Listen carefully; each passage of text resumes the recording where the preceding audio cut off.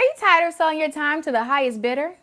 What's up, guys? It's Necessary here with Notary to Notary, and I'm super excited to be able to teach you how you can build a six-figure notary signing agent business. Now, I know you're probably thinking, how can a notary make six figures? I know, right?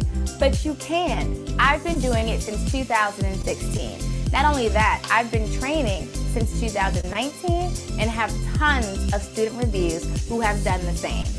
All you have to do is listen to the steps that I'm teaching you in my all-inclusive training at notarytonotary.com.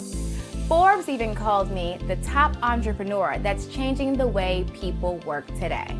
Sounds good, doesn't it? But in order for you to see those results, you're gonna have to take action. So stop watching this video, click the link below, and go sign up for my training today. You'll be happy that you did.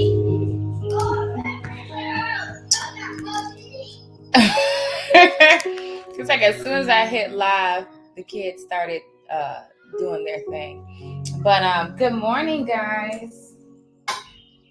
Let me get my lighting together. Okay, let me turn off that's my meditation music because I had to get myself together this morning. Listen, congratulations, is Shantae Pickett. Oh, Chantel, I think I said your name wrong. I apologize. Congratulations on getting your notary commission. I love it. I love it. I love it. Are you guys excited today? So, first of all, I have to share with you something that I just found out. And then I want to give you guys a motivational piece for the day as you start this wonderful Sunday. First of all, working on a new book. Just started it this morning. I'm really excited. So I'm trying to give myself like 2 weeks to get it done. But this one's gonna be a little different, and it'll be, I think, a smoother, right? Because it's like more so. You'll see. I'm excited about that, about getting that done. It's like now I'm in a book writing momentum, and but I want to give you guys something that I realized this morning, and then I'm going to give you a motivational piece. Before we do that, if you are interested in starting your notary business, we are starting our Black Friday pre-sale this week. So for today only, every day will be a different promotion about something that we're doing. We also will have different giveaways. You guys know on Thursday, we're giving away an HP laptop. So that will be happening on Thursday too. I will repost how you guys can enter for that on social media today. Today, you can use promo code BLACK for Black Friday to save 70% off the online courses. There's that. Okay. I asked you yesterday on Uncle Griff's Live, do you have work in Tennessee? We have work nationwide. So you can just go to signingorder.com, make your profile, and then we send out text notifications when we have something in your area. Okay, so I was listening to, was it John Peterson? I forgot who else. Anyway, y'all, you know how I tell y'all, I've said before, more so probably in Empire Builders, that movies have meanings behind them. There's a thing called the hero's journey that most movies follow. That when they're writing their script, they follow the hero's journey. So that way, that's pretty much how you can tell if the movie's going to do well. And I always say that, especially Disney movies, Pixar, a lot of other movies, though, they have an underlying meaning to them, and you kind of have to watch it. Like people say, you have to be woke. You kind of have to watch it for that. How many of you guys have seen Pinocchio, the Disney movie Pinocchio? How many of you guys have seen the Disney movie Pinocchio? If you have seen the Disney movie Pinocchio, go ahead and put like a 5 or an emoji or a 1. Put a 1. There you go. My girl Renee taught me that one. Put a 1 in the chat if you have seen the Disney movie Pinocchio. If you were to think about what the meaning behind the Disney movie Pinocchio meant, what would you say? What would you say? What's the meaning behind the Disney movie Pinocchio? I'm interested to see, because I had a meaning that I thought from watching the Pinocchio movies all my life, different times of my life, especially from my childhood. Oh my gosh, I got one for Little Mermaid, but I got way on Little Mermaid.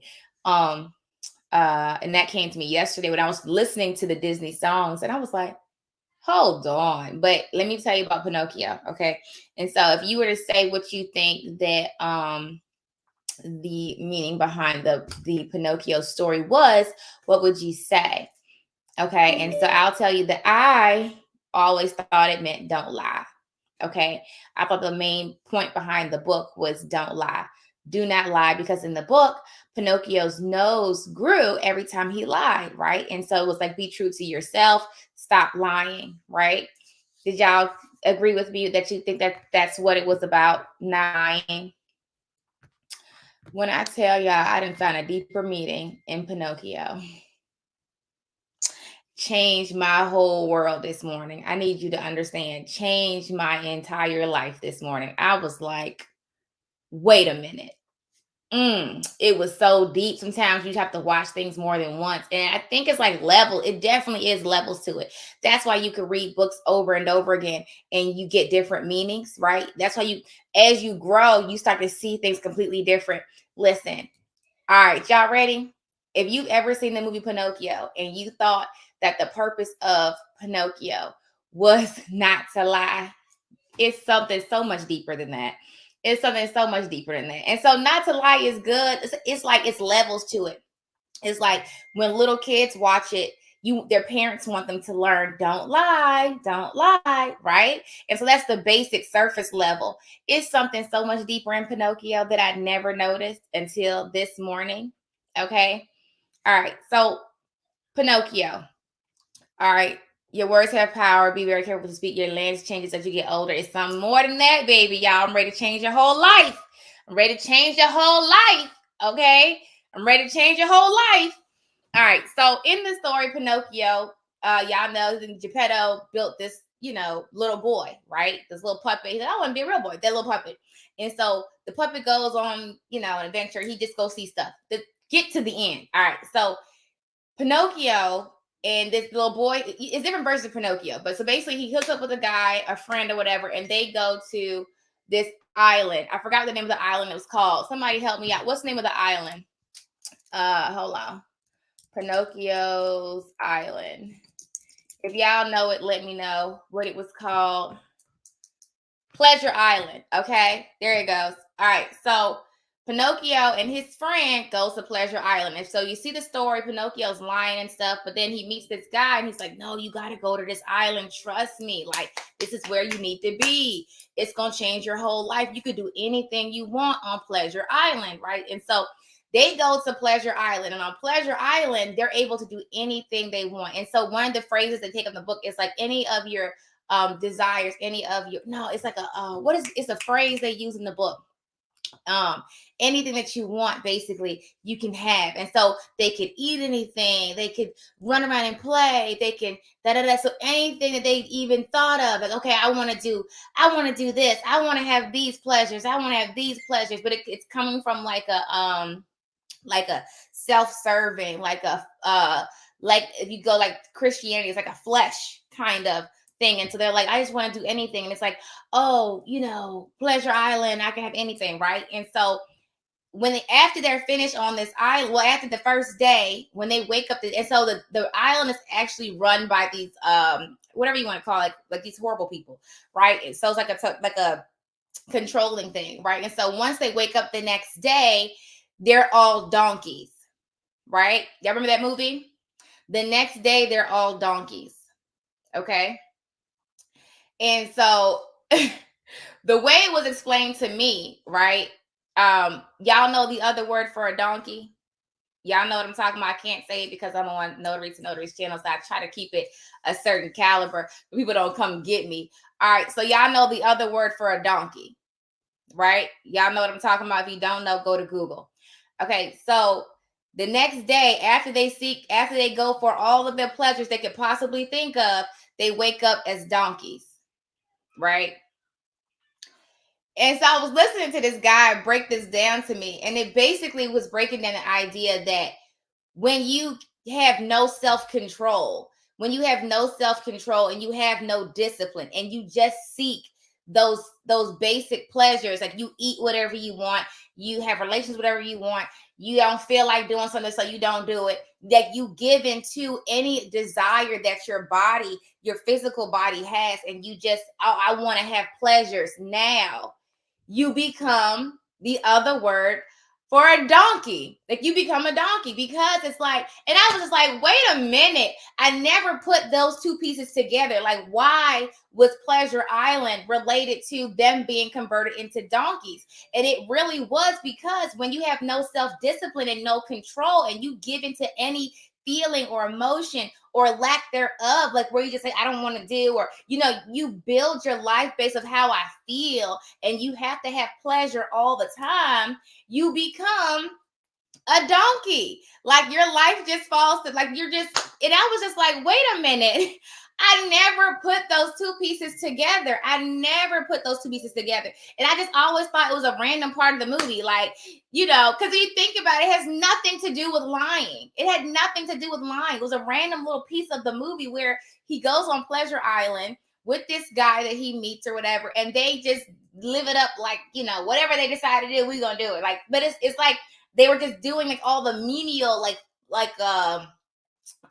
just basic stuff, and they had no self-control, no. And that's basically the idea of the island. Like, you can do anything you want. You don't have to listen to anybody. You can just eat all day. You can play all day. You could da da da da da. And then the very next day, they turn into donkeys, right? And so I was listening to this guy break this piece down, and I was like, yo. And I took that and applied it to me, and I'm like, when we think about our lives and like how we do really as a culture do the things that feel good to us, like we are constantly in a pleasure seeking state where if it doesn't feel good, we don't do it. If we don't feel like it, we don't do it. If we want to eat something that we know we're not supposed to be eating, we eat it anyway because it makes us feel good, right? We don't have the discipline enough to say, hey, I know I need to be eating fruits and vegetables and having a balanced diet, but this pizza looks good, or but this burger looks good. Oh, but I'll do it next week. Oh, but I'll start January 1st.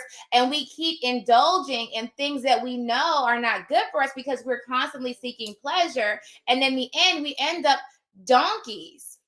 We end up with diabetes and high blood pressure and overweight and stressed out and with no energy and all these things.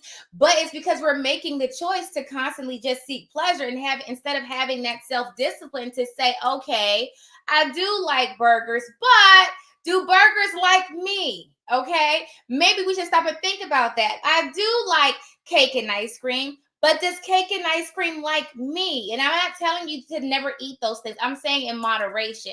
Like, it's okay to reward yourself with things like that. But if you know that these things are not good for you, why do we still do it? It's because we've been trained to always want comfort and want pleasure and not to have any self-discipline. That's why you have a gym membership and you haven't been the entire year. This is why. You should work out, but it's so much easier to sign up for the gym and pay your monthly dues than it is to actually put your shoes on, get dressed, go to the gym, actually work out, and then say, oh, okay, I did that. That's so much harder. That's so much more discipline. And it's just like, I'd rather do this easy part and then complain and say, well, I don't have time. When we all have the same 24 hours, it's not that you don't have time, is that it's not a priority to you and you're not disciplined enough because you're self-seeking and you want pleasure and you want to feel good right now. But we know that when we do that, we end up donkeys. You see what I'm saying? Okay. And even if you think about that in terms of notary, like in terms of your business, you know what I'm saying? You might, okay, I bought these courses. I'm doing this training. Or let's say I didn't even do that. Whatever you are, you're making excuses because let's say you did buy the course, right? I know a lot of y'all, I can see the back office. Okay. Bought the course and haven't done anything. Okay. I didn't have time. I had other things to do. It's too much right now. All these excuses because I don't really feel like it. You don't have time to do a course, but tell me, was the last show you watched? Was it last night? Did you watch Grey's Anatomy last night? Did you watch Scandal? These are old shows because I don't watch TV now, really. So I don't really know what's trending and what you guys watch. But what was the last thing that you did that was not really necessary, but you did it anyway? So you had time, but you chose to do something else. So let's not make this about time and more about your priorities. It's not really a priority for you to build your notary business. And so since you don't, You watch Netflix, you watch Hulu, you scrolling on TikTok. Let's check your TikTok hours, okay? How long are you scrolling on TikTok? And TikTok is not bringing you anything. You're not making any money watching them. So I'm trying to figure this out. And so when I was thinking about, Pinocchio and how they go to Pleasure Island and like, oh, I want to have all these things, but they're like feeding their basic nothing. Like they're not even trying to elevate. And so when you just give into how I feel, are you serious? You really gonna trust your feelings?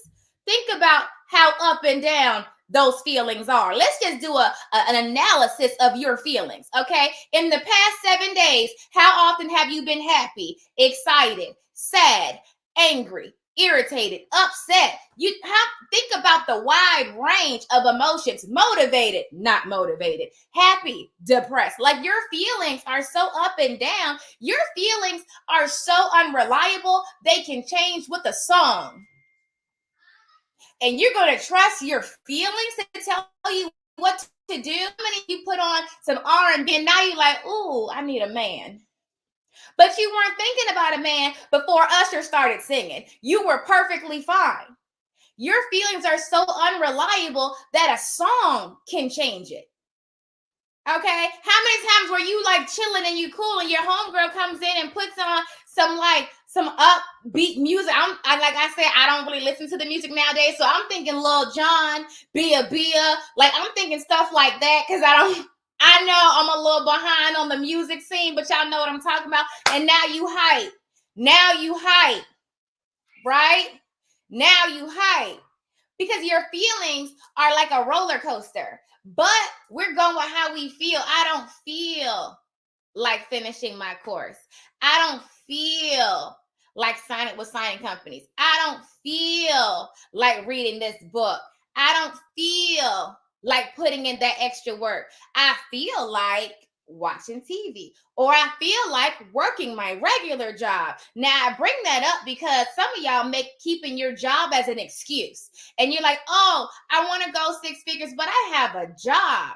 No, you have an excuse. You're using that job as a means to why you can't actually build a business that you say you want. So let's not do that.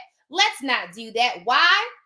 There are people who quit their job without having their business set up because they were focused on what they want. I'm not telling you to do that. I'm just saying, let's stop making that an excuse. Okay, let's stop making that an excuse. And you're only at your job for what, 8 hours? What about the other 16? Let's talk about it. We're making excuses and we're doing what feels comfortable to us, but you have to think about comfort changes. Like, how do I break this down?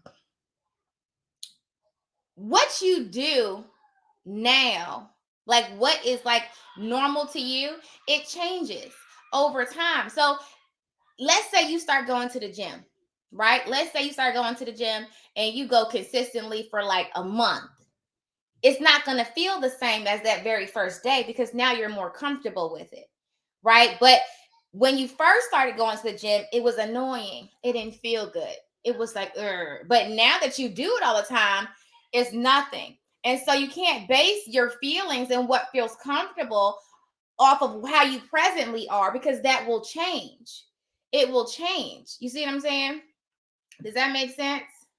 It will change. Like, me getting my kids ready in the morning. It used to be like when I first started doing the whole, like, how do I do this? Now I can do it without thinking about it because I've done it. Now it's like programmed in my mind, right? There's a certain things that you do. The more you do it, it becomes, habit. Now you can build productive habits or you can build unproductive habits. Okay. Completely up to you. But your habits will determine your success. Whatever you do, it determines your success. You see what I'm saying? But I was thinking about that because I think about discipline. I think about, how we choose what we do, and then how we make excuses for it. We make excuses for the reasons why we have to do something. You don't have to do anything. You don't have to do anything. You choose to do something. You make choices every second of every day. You are making a choice. You are making a choice right now to listen to me.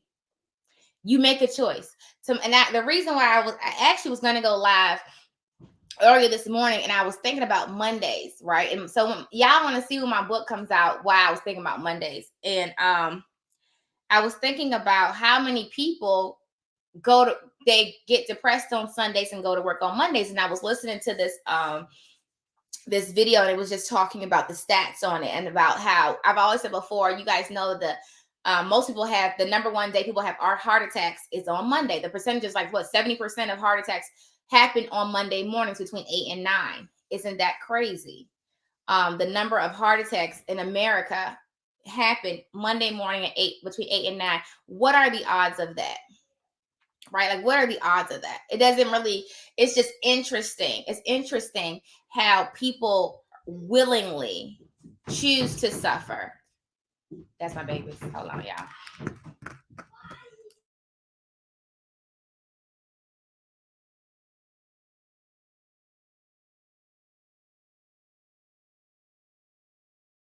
Yeah, so people willingly choose to suffer. People willingly choose to, go to work, to work a job they hate. Like, why do we do that to ourselves? And the number one thing I think, well, part of it is self-esteem and self-confidence. uh you wouldn't put yourself through things if you thought you were worth more. You wouldn't put yourself through things if you thought you were worth more. For example, I wouldn't go apply and work at Target as my main source of income just because. Now, if I was doing it as like to understand or as an experiment, I wouldn't go apply and work at Target as my main source of income because I know I'm worth more. Okay. And so we don't put ourselves, and this is not just about work, it's about relationships that we have. You wouldn't have certain relationships with people who were toxic if you knew that you were worth more, if you had a higher self esteem. You see what I'm saying? You wouldn't hang around certain people and do certain things if you knew you were worth more. But it comes down to the image that we have of ourselves. And, they say self esteem is your interpretation of yourself. It's how you view you, right? And so when you think about self-esteem, and I started thinking about this in relation to notary, because I was like, how many people, 70% of people that come through my training, the number one thing they have is fear, right? They're afraid. I'm afraid to take this step. I'm afraid to go to title companies. I'm afraid to do a loan closing. And that comes from self-esteem. It was interesting. It was an interesting idea. Okay. It's an interesting idea. You were taught to be afraid. You weren't born afraid. You were taught to be afraid. And you know how I figured that out? I looked at my kids, my younger kids. Okay. My younger kids aren't afraid of anything. Do you know you have to be taught to be afraid of bugs? I remember it was a big spider, and I think my son was like 3, and it was crawling, and he just went and smashed it, right? And ever since, and that was good, but he saw my reaction. My reaction was, it's a spider, right? Ever since then, when he sees a bug, he looks at me and said, Mommy, it's okay. I'm going to get it, right? But sometimes it's like, but it's starting to put into his mind, oh, people are afraid of spiders. Before I did that, he had no idea that people had a fear of spiders, right? But then when he saw me be afraid, it's like now he's still not afraid, thank God, but he began to see the fear that I had. If he had never seen the fear that I had, he would never have thought, it wouldn't have crossed his mind to be afraid of fear. Is that to be afraid of a spider? You see what I'm saying? You have to be taught fear. When you go to a playground, if you take little kids and you put them on those high playground things, it's usually the parents that are like, wait, hold on, don't fall, right? But when the kids first go, when they're young, they don't care. They don't care how high up they are. Have you ever taken a child somewhere high? They do not care. They don't have a fear of heights.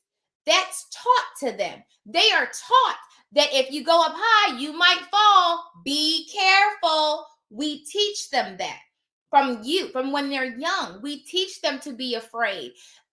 Another examples. Now, sometimes it's good to teach that. When you're walking with kids, they cross that street without thinking about it. They're not worried about cars that's coming until you tell them Look both ways, because if you don't, you can get hit by a car and that will hurt your body. You might die.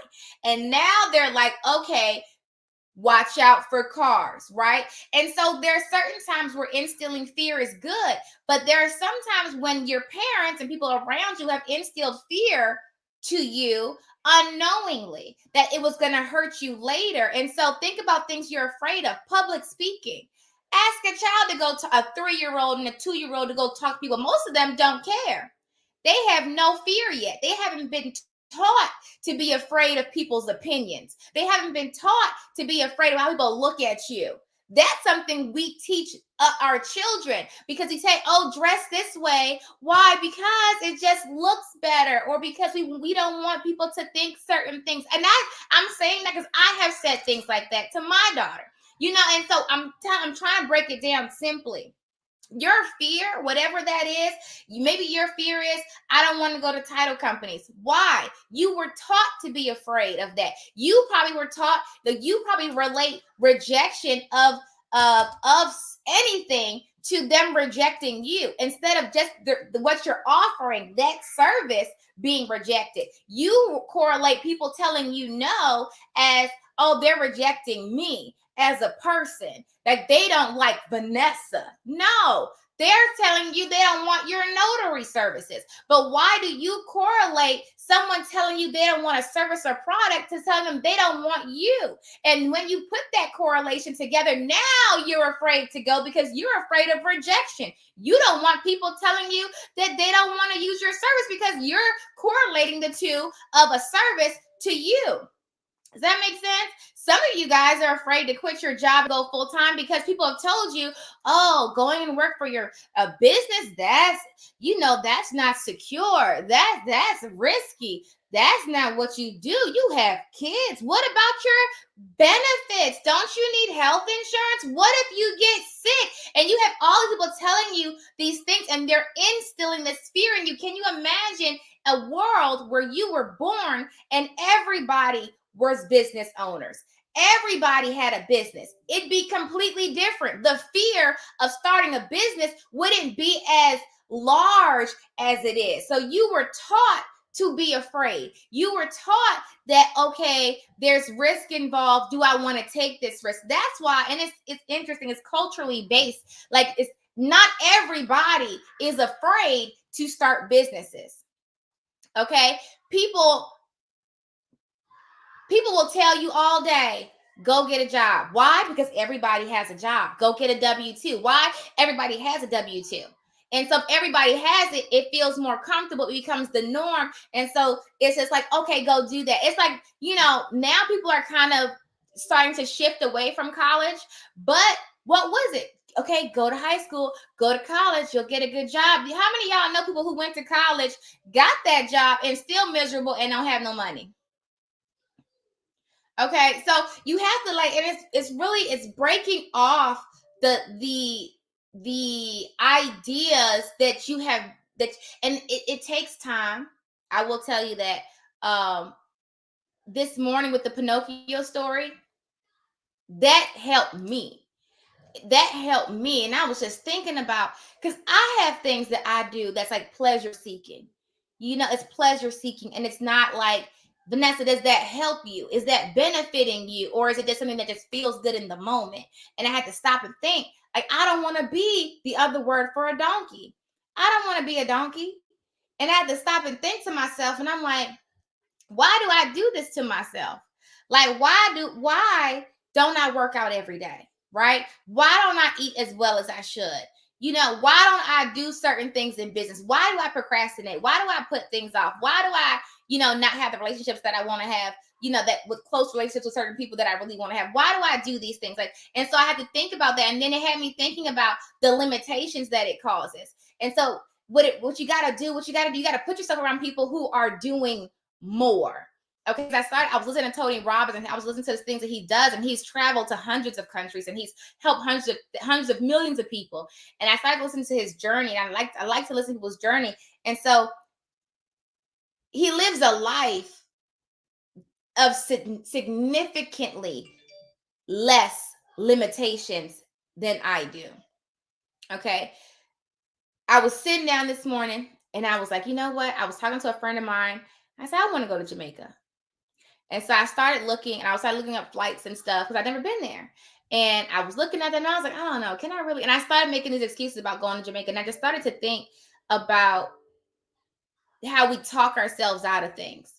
And it's like you have this vision that you want for your life, right? You have this vision in your mind, right? You can see it. But sometimes we allow fear and people's, if there was no one else on the planet but you, really, like think about if your family wasn't here, would you do more? It's like we allow people's judgment of us. We allow people's opinions of us. We allow people to determine the kind of life that we live. But the people that you're allowing to determine what kind of life you live are not even living their life. Like they're not even living the life they want. And a lot of y'all are walking around like zombies all day, autopilot. You're not even thinking. You don't even think. You don't even dream anymore. When's the last time you dreamed about something when you were not asleep, about something that you wanted to do? And I always say this: go back to children, okay? Because I started thinking about children, right? Children are born with so much energy. They have so much energy. They can go and go and go and go and go. And I started to think about, y'all really just, I know I'm getting kind of deep here, but just rock with me for a second.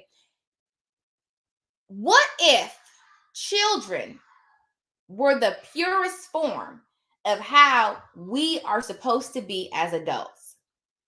Right? I was thinking about this because I said, when you think about a child, a young child, they have no fear. They have all the confidence of the world. They have all the energy. They're super creative. So much so that there are companies out there, when they have problems, they bring in young children and tell them their problems and get their opinions because children have not been taught yet to have a limited mindset. They have no limits yet. They're so free in their mind that they think of things outside the box because they have not had a box placed on top of them yet. And so they're still free. And so if we were to go back to a like child mindset, right? I think people would just have a better life. I think growing up messed me up. I think that when we grew up, we took on all the limitations. We took on all of the negative thinking. We took on all the boxes. We took on all the fears. We took on all the, oh, but I can't do that. Why? I was listening to, I forgot his name. He is it Sadhguru? I probably said his name wrong. He was talking about, you got to be deep for this. I think if they go over your head, it's okay. What is a country? What is a country? What is a state? What is a country? What is a state? People decided to put names around pieces of land. They gave you rules. They gave you citizenship. They gave you IDs and verifications. And they put you in a box. Can you see what I'm saying? They put you in a box. They said, okay, you're from New York, right? You're from New York. You're a New Yorkian. I made that up. Okay. You're from Virginia. You're a Virginian. Okay. You're from the United States. You're an American. This is you. Right. And so we take on this ideology.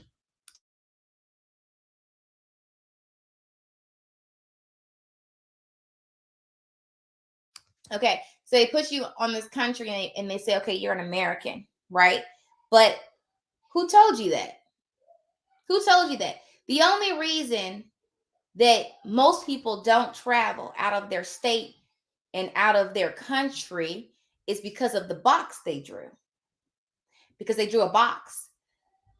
What if, rock with me, the United States had no states? It was just one country, one big country, right? you would be more likely to travel more. Like you would move more in that region because it's not limited. There's no box on it. And so he was talking about how all of these countries, and it's a limitation, right? And so you think, oh, I have to stay in my country. This is my country. The whole entire earth really is yours. The entire earth is yours. The entire earth is yours. But because when you grew up, you took history and you took political science or whatever your geography class is, they taught you, oh, no, this is where you are. This is where you stay. This is where you can go. But in reality, if you were never taught, if you had never seen a map, with everything restricted and boxed off, you would have been more free to maneuver, but you don't maneuver the way that you could have because they put restrictions. They put boundaries. They put limitations. They put, this is this state. This is this country. You're an American. This is where you can go. But what if that didn't exist? What if you were never taught that? I'm telling y'all, it's kind of deep, and so I don't want to get too deep.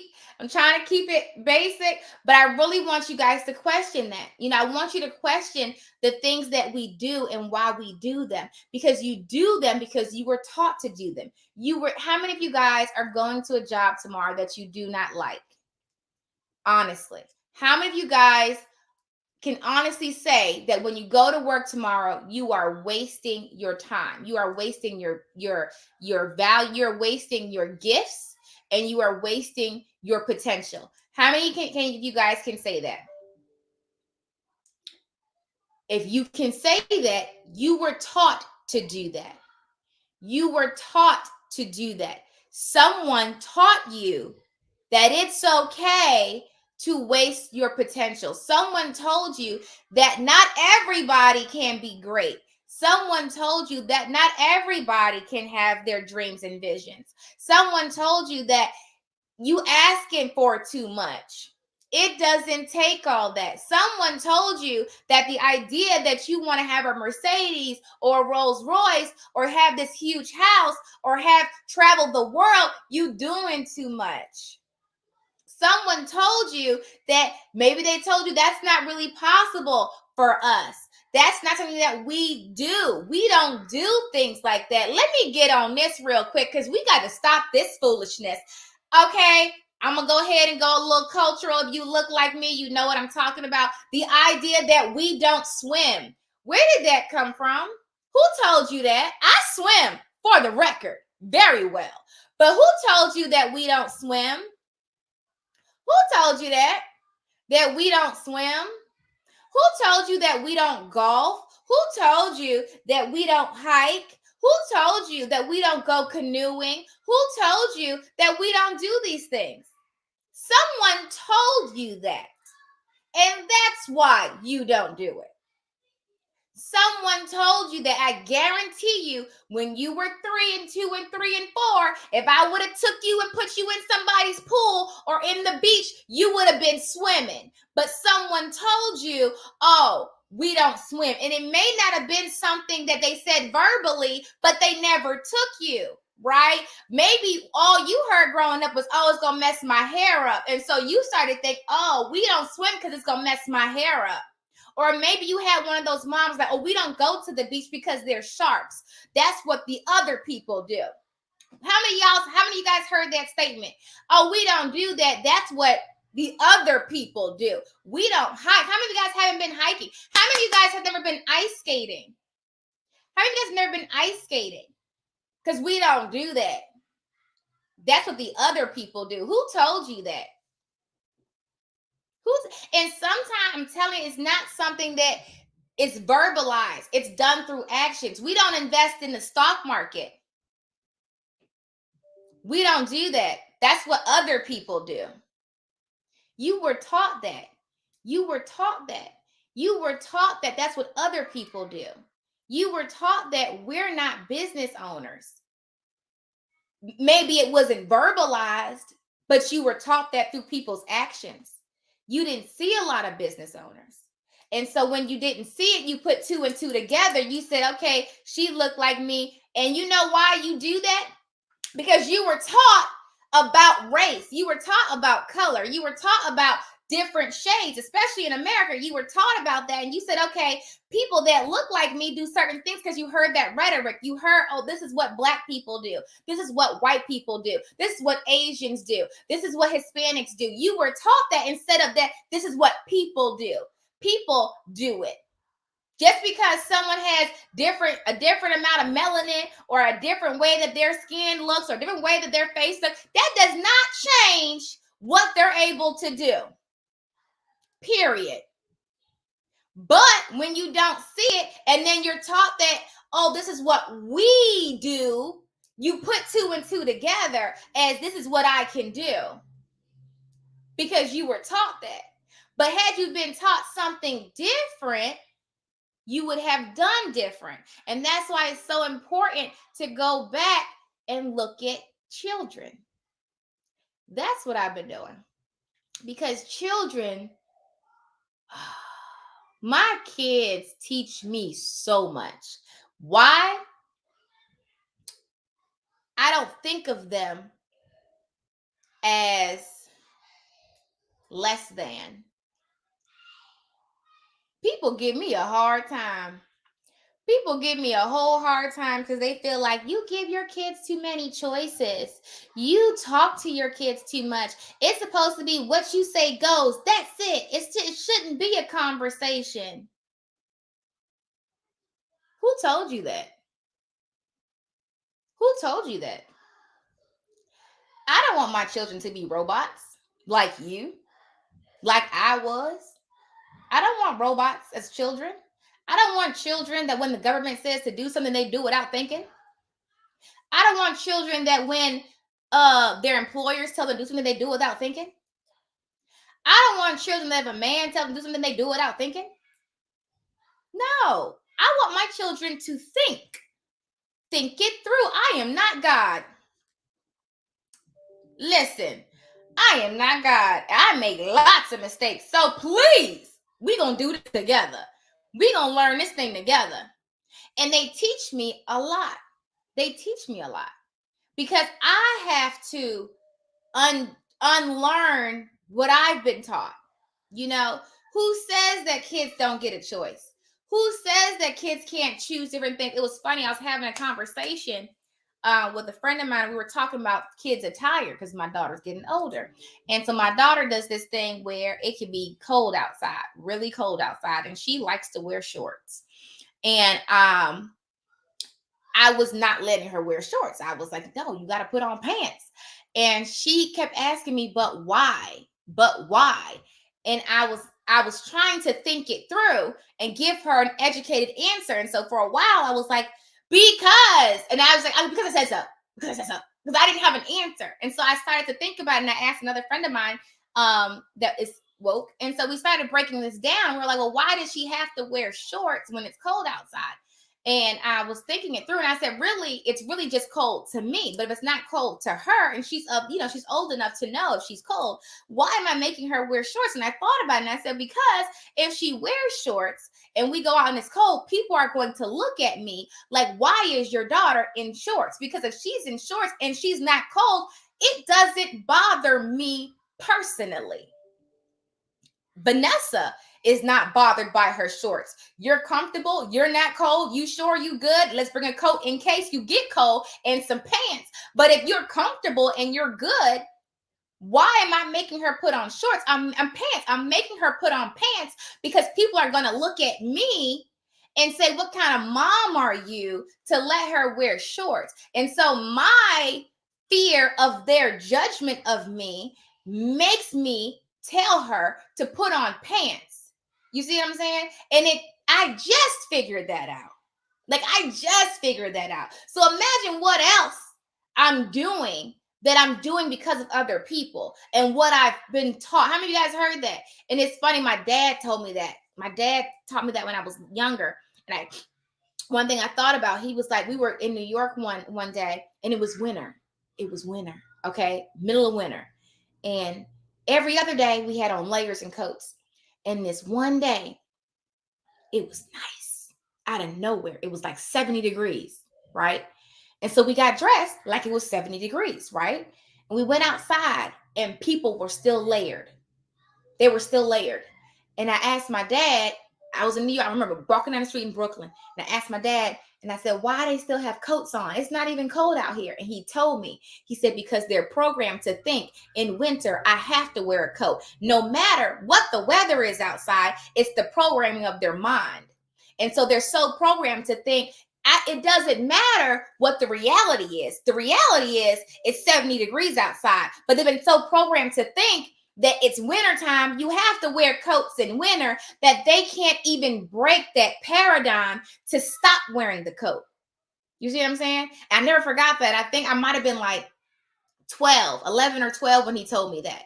But now I can relate that to now. I can relate to now. There's some people that are just so stuck in what they've been taught and told that they can't shift, they can't break. I talk to people all over the country, like just talking to people, like trying to get them to stop doing things that they don't like, and it's just like, I don't know how. And that's why I told you to watch Free Guy. If you have not watched Free Guy, you need to watch it. That is the perfect. If you watch Free Guy and think it is just talking about a video game, you need to wake up.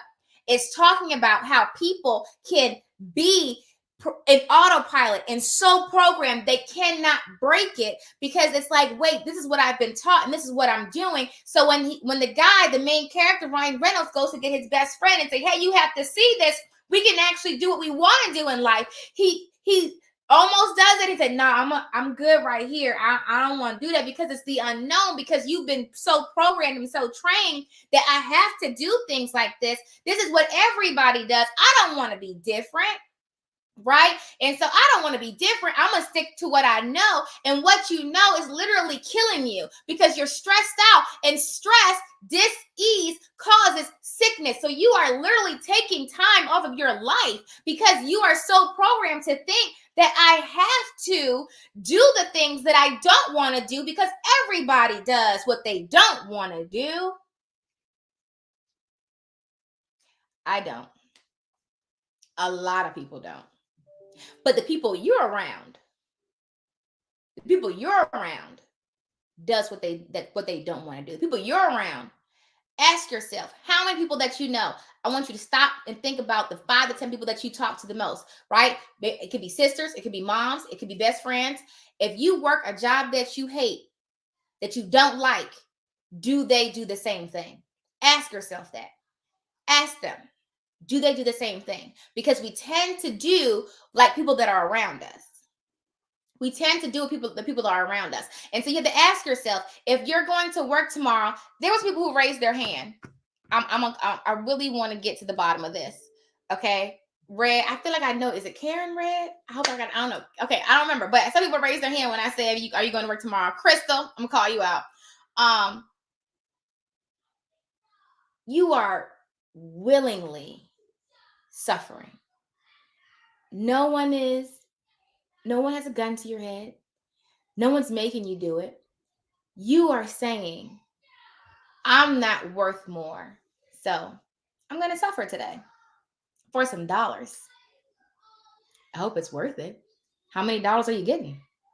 Like, I hope at least when the week is done, you can go travel or do something that you really want. But it's like we willingly just take me away. You willingly just go. No one's forcing you. No one's forcing you. And there's a movie. It's called The Experimenter. There's a book and there's a movie. You should watch it. Now, I say you should watch it. Let's see how many people actually watch it. It's a movie called The Experimenter. The movie's really good, but there's also a book. I did not read the book. I watched the movie. The movie used to be on Netflix. I took it down. But I'm sure you can find it somewhere. And it talks about how people all over the world have been studying how Hitler was able to get so many people to come as soldiers and do so many horrendous things to people, including women and children. And he was like, how was he did it quickly. How was he able to quickly manipulate thousands upon thousands of people quickly to commit heinous crimes against people, not just adults, women and children, right? People study this, and the experimenter breaks it down. It's your programming, okay? You're programmed as a child to listen to authority. You are programmed as a child to not ask questions. That's why when you sit in the classroom, you guys all sit and there's someone in the front and they're telling you, there's kind of like talking down to you and telling you what to do, and you're programmed to listen to them. Okay. And that goes on. You're programmed to listen to your parents and not ask questions. Okay. You're programmed to listen to authority figures. You're programmed to listen to your government. I'm not telling you I'm not listening to your government. I'm just saying you're programmed to listen to whatever your government says. You're programmed to listen to people of authority. And so they did an experiment in the movie, but they did it in real life where they took people of all cultures, all ages, and they brought them into a room and they told them that they were doing an experiment, testing the human pain levels, like what you can tolerate. Okay. And so they brought people in, they brought the real person who was like a regular person. And then they had a test person who was a part of the experiment. Okay. And they said, hey, which one of you guys want to actually get the pain? And which one do you want to administer the pain? And the test person was like, oh, I'll get the pain. That's fine. It was always a man, a strong, big man. I'll get the pain. And so they had it in two separate rooms. They put the strong man in one room and the regular individual was in another room. And they had an electrical board, right? Look at the electrical board. And there was a doctor pretending to be a doctor in a white lab coat who stood there very sternly. Hold on one second.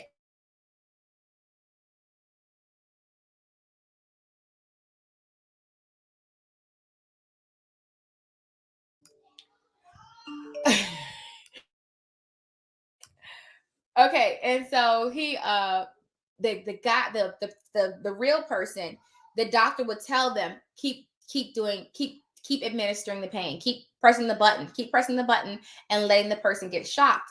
And at first the person was fine, but then the person would say, okay, wait, I don't want to do it no more, I'm done, stop. And he started screaming. I'm like, oh my god, it really hurts.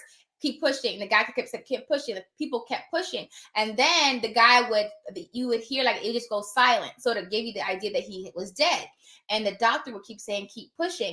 And most people would keep pushing. They would ask questions like, maybe you should check on him. Are you sure? But they would keep pushing. And the percentage, it was like 80 or 85% of people who would continue to administer the pain, even though they did not want to, and they genuinely felt concerned, but they've been programmed so much to listen to authority that they could not stop themselves from pushing the button. Interesting. Watch the movie. But it breaks down, it talks about that, but then it talks about social constructs that exist in most Western cultures, especially in America, that is designed to make you not question anything. It's designed to make you go with the flow. It's designed to make you follow authority. And this is a conversation that I have with people. I don't do it too much with my family, but I do it a lot in a lot of the business sectors that we talk about different things, and how I don't want to touch down this too long, but it talks about how people have this, not everybody, they have this programming in regards to the government, right? And whatever the government says is law, and it has to happen. And I was having a conversation with somebody recently, and we're talking about the vaccine mandate. I'm not going to touch on that. I'm just saying what we're talking about.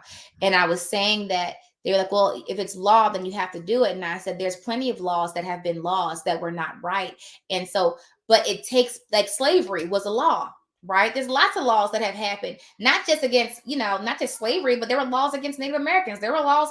I mean, y'all can think of laws that exist, especially today in our criminal justice system. There are laws that exist that are not right, right? But it's like, but when I was having a conversation, it was like, well, if it's law, you have to do it. And I was like, that's not true. How do you think laws get changed?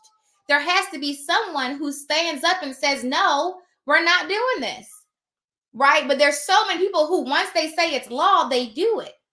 And there's not, and it's like they don't even think about it. And so I had a conversation with my daughter, just to be transparent. I had a conversation with my daughter, and there was a situation that she had to go into, and they were requiring her to wear a mask to be there. And so there was a perfect opportunity for me to tell her to think it through. And, she said, well, they said I have to wear one, and she didn't want to wear it. And there's a lot that goes to that story, but she didn't want to wear it. And I said, well, think it through. Think it through. And I said, you don't have to do anything. You don't have to participate in that if you don't want to. And I said, but think it through. I don't want you to be a robot. I don't want it to be, I want you to think about it. Like, really think about it. Think about all the pieces that goes into it. Analyze it. Know that you're not boxed in. You don't have to do anything. You don't. And people think they do. The only thing you have to do is breathe. Because if you stop breathing, you probably got like 2-3 minutes and you're not going to be here no more. Outside of breathing, you don't have to do anything. And so a lot of us, we are taught to not think anymore. We don't think. We just follow.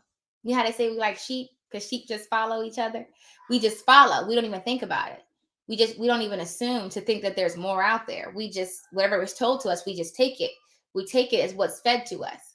And so when that happens, you get limited in what you can do. You're limited. Like with my children, I tell them all the time, when they want to do something, do it. And I always say, don't let me tell you, especially if it's a business idea. Like my daughter had this business idea. I personally didn't think it was a good idea. I didn't. And I said, I offer suggestions, and I said, you can do that. And I tell her, you can do anything you want to do. If you think it's a good idea, then do it. Doesn't matter if I think it's a good idea. Now I can give you tips. I can give you, based off my experience, I think that this might work better. But if you are determined to think that this is going to work, do it. Who am I to tell you that's going to work? And the perfect example is when they were building the planes. You remember the guys that built the planes? And people kept telling them that people that you cannot fly. And now look at the thousands of planes that's flying over the place. So who am I to tell you that something's not going to work? I'm not going to tell you that. You will never hear me tell you. And I know I have students that have said that. They said, oh, I want to try this. You will never hear me tell you you cannot do something. You can do anything you decide to do. I am not God. Who am I to tell you you can't do something? I am shocked every day by things that are done. So who am I to tell you that you can't do something? But who are you? Like, you have to determine what I can do.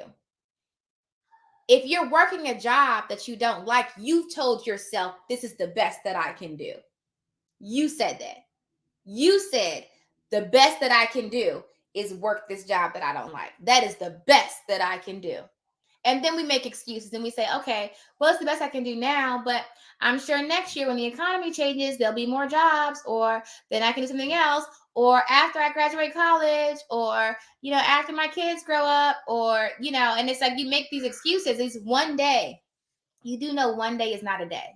It doesn't exist. One day it doesn't exist.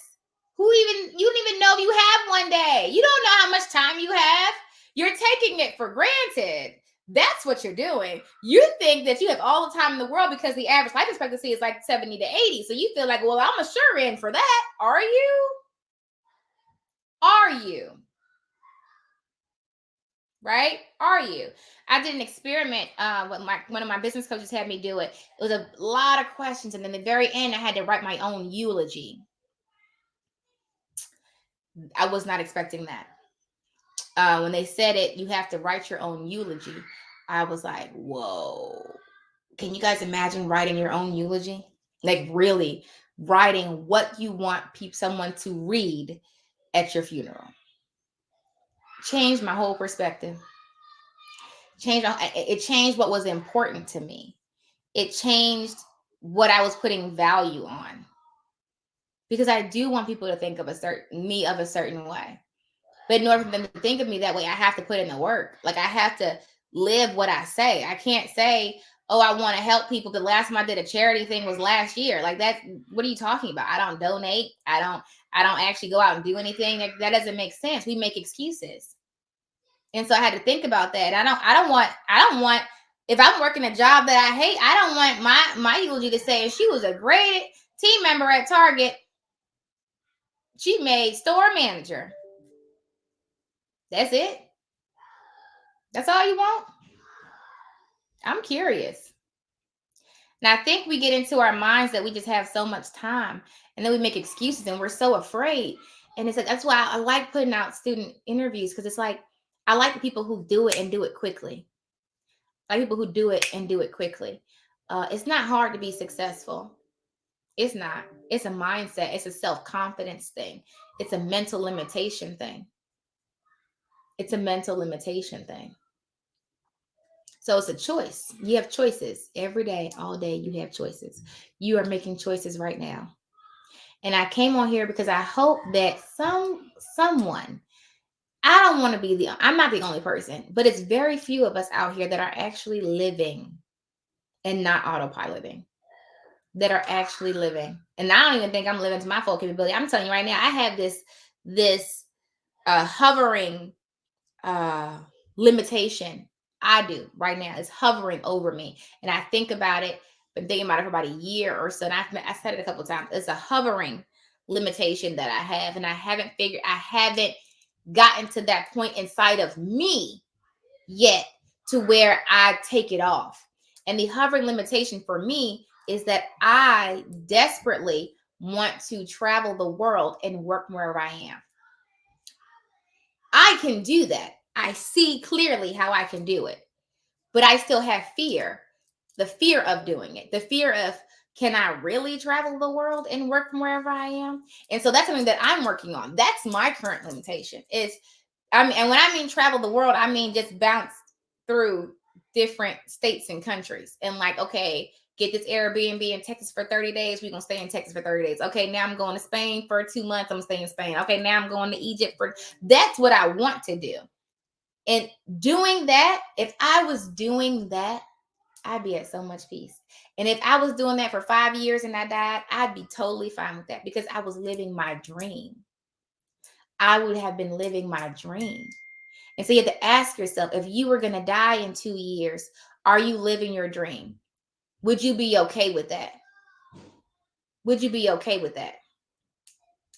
Would you be okay with what you've done so far? Are you good with that? If you're not, then change it. You are the driver of your bus in this situation. You are the captain of your ship. You are. You decide where you go. You wake up every day. You decide where you go. You decide what you put on. And that's the other thing. Y'all gonna see when my book comes out. You're so stuck. People are so stuck in days. That drives me mad. You are so stuck in the day of the week. It's Monday. We do this on Mondays. It's Tuesday. We do this on Tuesdays. Thank God for Fridays. It's Saturday. That's the free day. Then there's Sunday and then back to Monday. It's just like you're so programmed. Like what if there was no days and it was just the sun rose and the sun set? That was it. And you just did whatever you want to do as time passed, but you were not so stuck in days. What if you could just break off and it takes time. I don't know. It took me some time. It didn't take me that long, but and what I did was I read a lot of books. I tell you that all the time. I read a lot of books and I watched a lot of documentaries and I watched a lot of movies. Movies really, watch The Matrix. Watch The Matrix. But you got to watch it from don't look at it for entertainment. Look at it for knowledge. The Matrix is a great place to start. It's a great place to start. Okay. Okay. I hope I helped you guys today. I hope that y'all got something from that. I hope that you realize that your life is yours and no one can tell you what to do with it but you. Okay. If you guys want to save on your notary training, you can use promo code BLACK to save 30% off your online training and go from there. Just for the learning side angel exam. Congratulations. All right. I'm just gonna hit a few questions, then we can get on out of here. Everyone's logging in from the Caribbean. I know. I'm about to go to Jamaica. I'm so sorry. I was looking at flights this morning. So now I'm quitting for signings that make sense to do if they are far, but I ask for more money in hopes that they respond back once I gain confidence. Okay. I'm going to go direct. I honestly do it out of fear of not getting as much money right away to continue paying my bills right away. Just got my credit back to a good number. We are program prisoners. Say it again, Karen. Say it again, Karen. Okay. Make sure I read all your comments before I have some of my favorite books on YouTube. If you go to any of my videos, when you get into the description, I have the book and the names of the books. Someone else asked me that a while ago, so I did that. I put that on there. But I'm telling you, The Matrix is a good place to start. I can watch The Matrix. I can watch The Matrix over and over again because it's motivational to me. It's not entertainment. I think about Neo when he's on that white screen and Morpheus tells him you can do anything. And it says he tells something like you can do anything. The only thing you can't do is what you say you can't do. So the limitations are all created in your mind. And I watch it for that. I watch it for that. The Experimenter is really good. Really good. Yes, the course does go through the basics as far as becoming a notary, goes over loan signing, goes over e-notary. Then we have tax financial management, marketing, a little bit of everything. All right, I'm coming because now they're like, Ma! All right, y'all, we're about to go have some breakfast and play some golf. Yes, we're going to play some golf. And I just wish you guys the best. I hope you guys have an amazing day. And that's one thing, like, I'm going to tell you something else really quick. It was a limited mindset. I've been going to the jewelry store. Okay. Yeah, I go to the jewelry store, actual, like, K jewelers and things like that. And one day I was with someone and my kids were coming. Were with me, were with us. We were all in the mall. I'm coming 1 second, guys. And I was going in the store and the person said, "Don't let your kids go in there." And I said, "Why?" And they were like, "It's a jewelry store." I said, "What does that mean?" He said, "Well, it's just not, the kids shouldn't be in there." And I was like, "What?" So I said, "No, they can go anywhere they want to go." So I took them in there with me. And it was just interesting how we think about things. I remember, like, it's just so much how we are programmed, especially when you come from poverty, the poverty mindset. I took my kids to Ruth Chris, just like it was nothing. Like, go ahead, do your thing. But some people are like, "Oh, the kids can't go here. It's not the kids is kids." And it's just, you gotta be careful, especially when you come from poverty, how people put limitations on what you can do. One thing I know people have told me before: you don't take your kids into first class. Why? If I'm first class, they first class. Because you just don't. Like, I don't know if some of y'all feel like that. If you ride on the plane with me, my kids in first class too. Period. I just don't, like, kids just don't go in first class. Why? Why don't they go in first class? I'm confused. I'm sure they want the extra leg space and the snacks and stuff and that special treatment. What is that? What is that? It's the things that people say, though. People say that. They and I have to check myself when people tell me stuff all the time. I have to check myself. But now I have, like, this limitation alarm that goes off. I'm so serious. Um, this limitation goes off a lot. It's an alarm when people say stuff that's like, "No, I don't do that." It sounds like I don't like being boxed in. I don't like limits. I don't. It's like I developed an allergy to it. Like, don't tell me what I can't do. I'm so serious. My team knows too. If I say, "Oh, let's do this," "Oh, I don't think we can." Who can't? I can do anything I want to do. You can't do it. I can do anything. But that came over time. And I'll tell you one thing: I'm always listening to motivational, inspirational content. Always. It plays all the time in my house. It plays on my phone. Um, it's always playing. It's always playing because I am. You got to think about it. If I'm 31 now, I probably started self development like 5 years ago, 4 or 5 years ago. That's 5 years. That means about 24, 25 other years I was being programmed with limitations.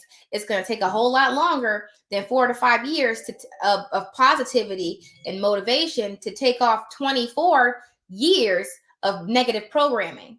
Right. And so I'm always positive programming because I need to unlearn. I need to unlearn a whole lot, and then relearn what I need to know. And so I'm always reprogramming. I'm always reprogramming. I'm always listening.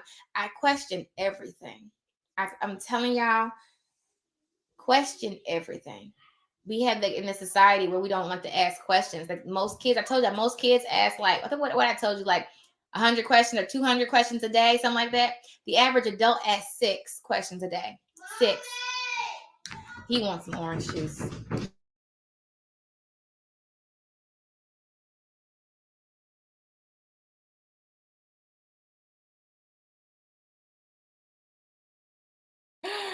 right, y'all, let me go. Because he's like, I don't have the orange juice. But I will put a book playlist on my thing too. But I hope you guys have an awesome day. Be awesome on purpose. I'll be posting throughout the day. I will see you guys this week, and I might just end up in Jamaica. I'm looking if I can find a good rate for these flights and a good resort, baby. I promise you, I'm so out of here. I was looking at Jamaica that looked at Tennessee because I haven't been in Nashville either. But I'm like, I think I want to be on somebody's beach. Y'all gonna find out. I just gotta see if I can find me a good old rate. A nice old rate. I'm out of here.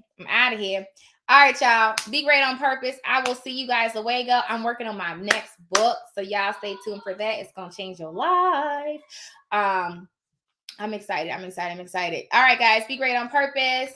And don't forget promo code BLACK. You can save 70% off all the online training.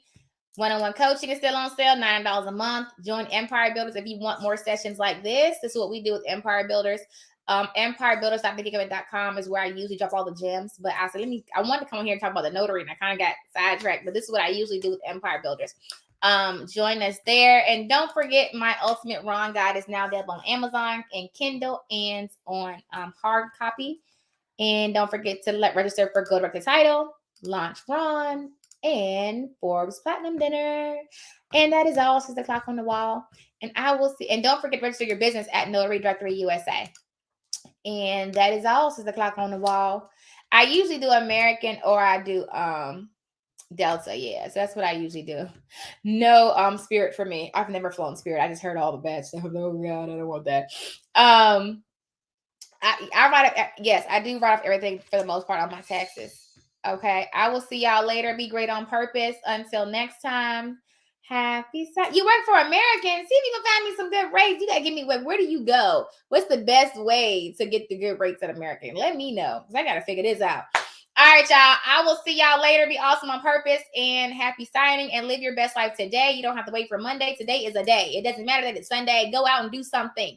Go have you some fun. Go eat somewhere new. Wear something cute. Do something. Wake up. Wake up. Do that. Get out of autopilot. Love you. You are loved by me.